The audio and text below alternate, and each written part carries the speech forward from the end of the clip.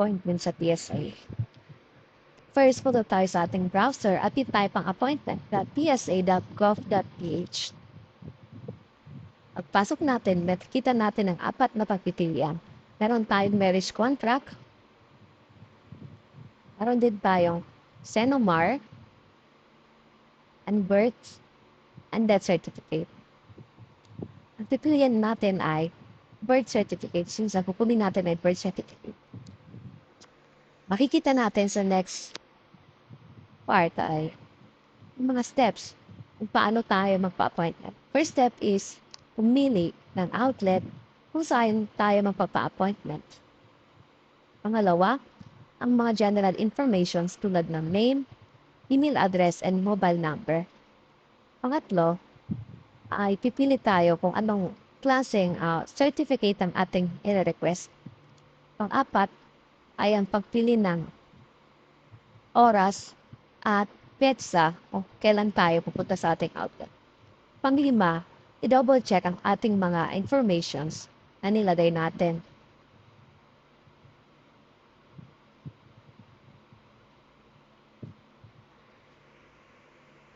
Importante na i-check natin ang ating ID, kung kompleto po ba ang ating pangalan, at address at mobile number. Pang-anim, ay importanteng ma-check natin kung naka-receive ba tayo ng appointment slip via email. And then, last step ay ang pagpunta sa PSA outlet kung saan tayo nagpa-appointment.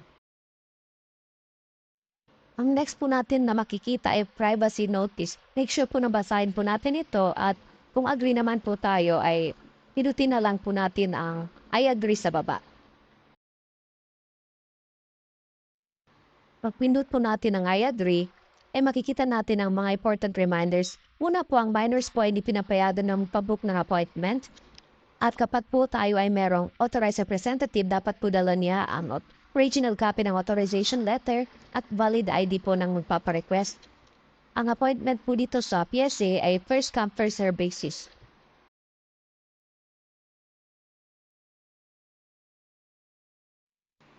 Dito po ay pipiliin po natin kung ano po yung purpose ng ating pagpapa-appointment. Kasi po, sa case ko po na mag-request ako ng birth certificate, ang pipiliin ko po ay mag-request ako ng kopya ng civil registry documents ko.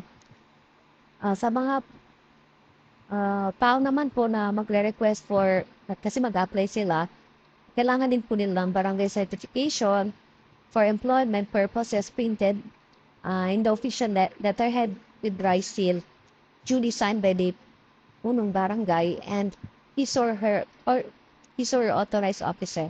And then pangalawa po, administered out of undertaking executed by the job seeker. And then dito po ay pipili po tayo kung saan region po tayo makatira. In case ko po nasa NCR po ako.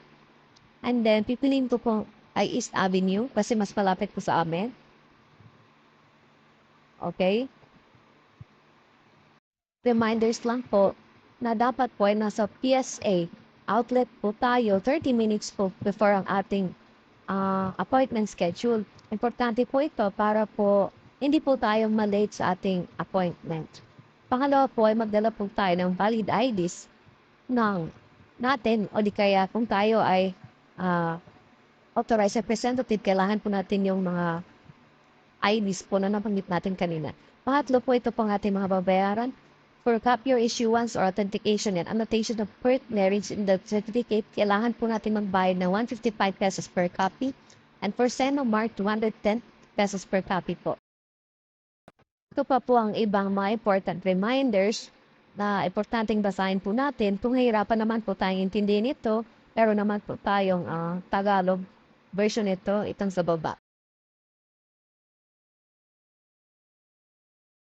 Basahin ang mga mahalagang paalala, ay pipinutin po natin ang next. And then dito po ilalagay po natin ang ating complete name. Tulad ko po ako si Jose Del Pilar.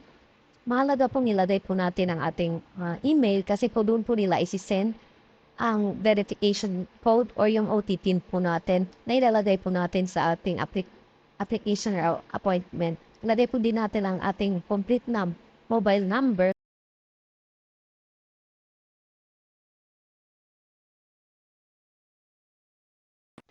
And then, agree lang po tayo sa agreements and then pinutin ang next.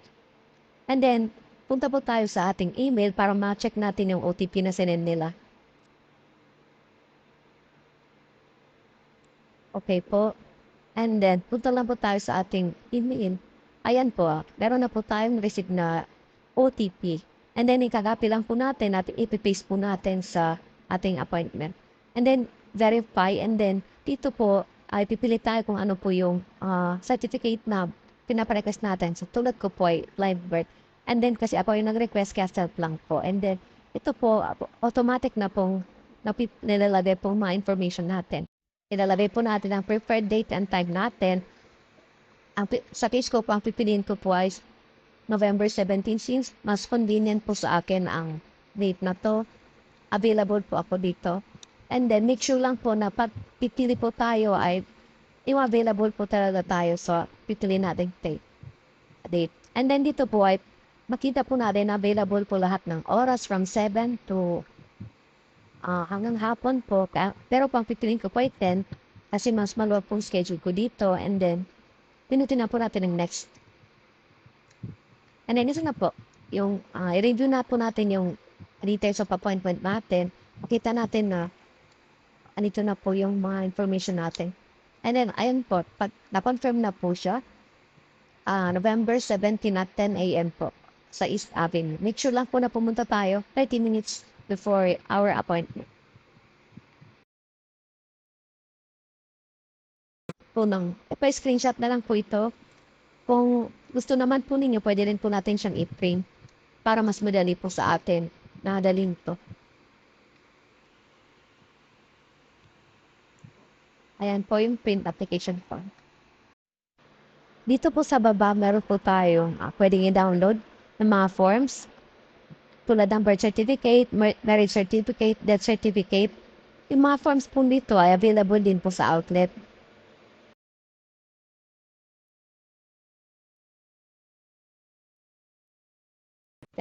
And then ito na po yung ating appointment slip. Pwede po natin itong i-print. Na lang po natin sa ating email ang ating appointment confirmation. Makita rin po natin dito yung PDF file if gusto po natin siyang i-print.